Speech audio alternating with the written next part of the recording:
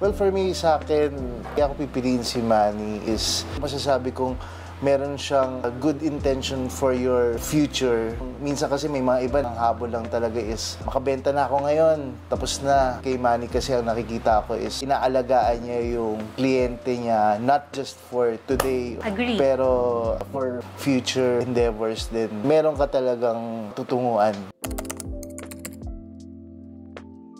Malaking tulong niya. Hindi kami familiar, lalo na first time kaming bumili ng bahay.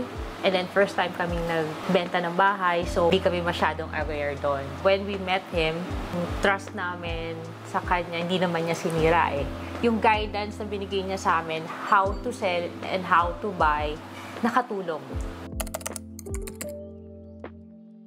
Yung professional siya, trustworthy, saka enthusiastic. Sa partnership, tulungan siya, hindi siya one-sided lang, isa lang ang magbe-benefit or lahat masaya pag sa dulo ng araw, di ba? Dependability, kaya kong matawagan si Manny kahit nasa US pa siya, nagugulo ko siya.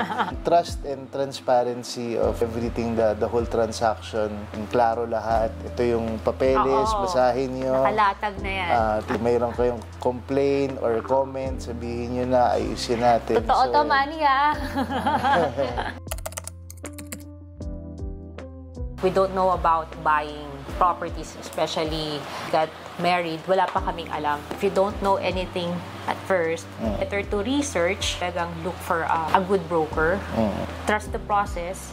For selling, para straight to the point, diretso na lang kayo kay Manny. Basically, kailangan mo talaga ng broker na someone who will guide you through every step. Alam na niya, na-experience na ito ilang beses. May advice sa'yo about sa market value ng bahay, ng lupa. Yung expectations, maging tama. Kasi, di ba, paiba-iba yung market value. Minsan, may advice kami kay Manny na, oh, this is the right time. Sige, if you want to sell this lot or this want to sell the property, sell it now. Pagka nag-advise sa amin, huwag muna, tataas pa yung value niyan. Keep it muna. So, ganun yung gagawin namin.